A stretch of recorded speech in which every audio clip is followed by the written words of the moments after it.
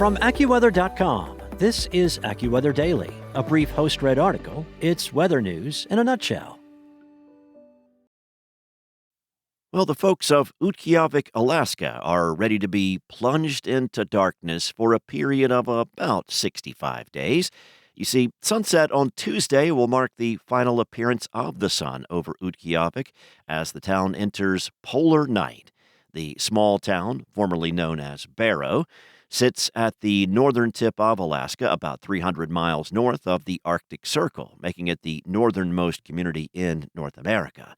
Now, this prolonged darkness is the result of Earth's tilt on its axis as the northern hemisphere leans away from the sun between the September and March equinoxes. Daylight fades farther and farther north, reaching its peak around the December solstice. During polar night, the only sources of natural light come from the faint twilight near the southern horizon and the occasional glow of the aurora borealis overhead. After Tuesday's sunset, the next sunrise in Utqiavik will not come until January 22nd next year. Now, conditions during polar night are extreme. Temperatures frequently dip well below zero, and the sun's absence alters daily rhythms for the roughly 5,000 folks who live there. But the darkness is temporary. When spring returns, well, so does the light. And by mid-May, the tables turn completely. From then through early August, the sun never sets, ushering in Utqiavik's season of endless daylight, the bright counterpart to its long winter night.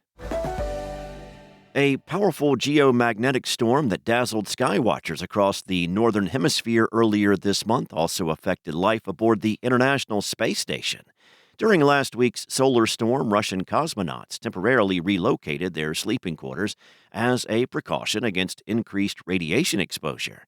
According to the NOAA Space Weather Prediction Center, the sun unleashed an X5.1 class solar flare on November 11th, one of the most powerful types of solar flares, which briefly disrupted high-frequency radio communications. Now, the flare was followed by several coronal mass ejections, two of which struck Earth on Tuesday, sparking a G4 or a severe geomagnetic storm.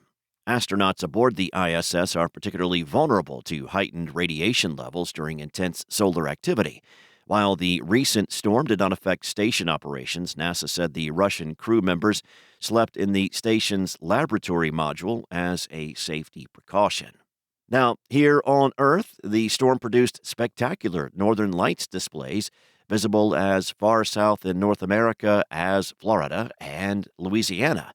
However, space weather events like this can also have serious side effects, including power grid fluctuations, satellite and GPS disruptions, and radio blackouts. Despite the risks, astronauts aboard the International Space Station had front-row views of the auroras glowing along Earth's atmosphere. With normal operations resumed and the recent U.S. government shutdown resolved, NASA astronauts Johnny Kim, Mike Fink, and Zena Cardman have begun sharing breathtaking images of the auroral light show from orbit.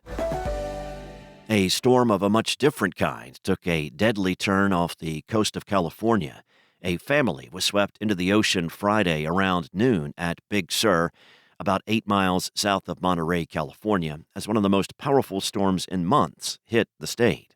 According to the local sheriff's office, the father jumped into the powerful waves to save his 7-year-old daughter, but both were swept out to sea. The mother jumped into the surf but was also swept away by the strong current.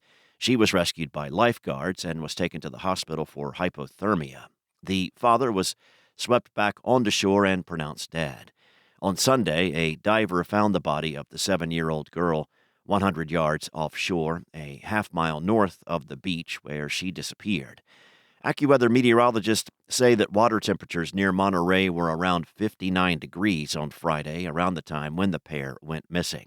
According to a NOAA coastal station, wave heights also rapidly increased from 2 feet to about 8.5 feet Thursday night into Friday morning. The high waves were associated with a storm system that brought a wide range of weather to the state.